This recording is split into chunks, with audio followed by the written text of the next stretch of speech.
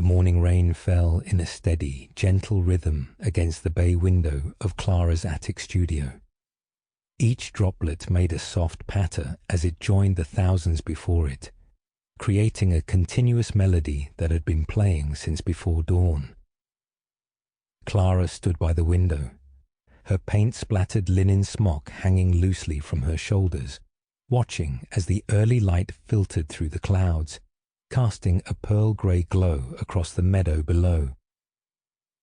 6:23, she murmured to herself, glancing at the round wooden clock on her wall. Her voice was barely audible above the rain's gentle song. It was the perfect time, when the light was still new, when the world was still quiet, when the cherry trees outside her window held their blossoms heavy with collected raindrops. Clara moved to the small oak side table where her chipped blue mug waited. The steam from the lavender and honey tea rose in lazy curls, carrying its soothing scent throughout the studio. She cupped the warm ceramic between her palms, breathing in deeply. The warmth spread through her fingers, traveled up her arms, and settled somewhere between her shoulders, easing the morning stiffness. Today we'll capture the droplets on the cherry blossoms, she whispered to no one, her eyes drawn back to the window where the cherry trees stood patient in their spring finery. How the pink petals quiver under the weight of the rain.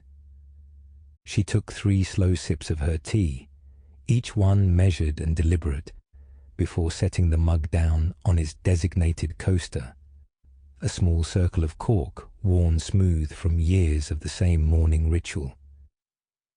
The rain continued its steady patter, a metronome keeping time with Clara's movements as she crossed the scuffed hardwood floor to her easel.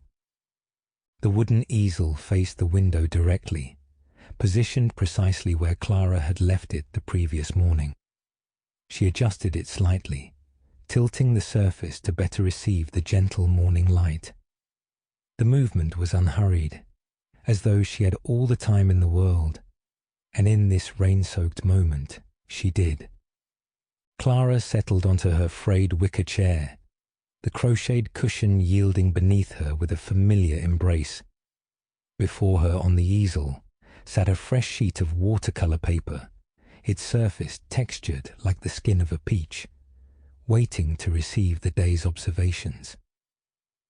She reached for her palette, a vintage teacup saucer with small wells of color. Sample complete. Ready to continue?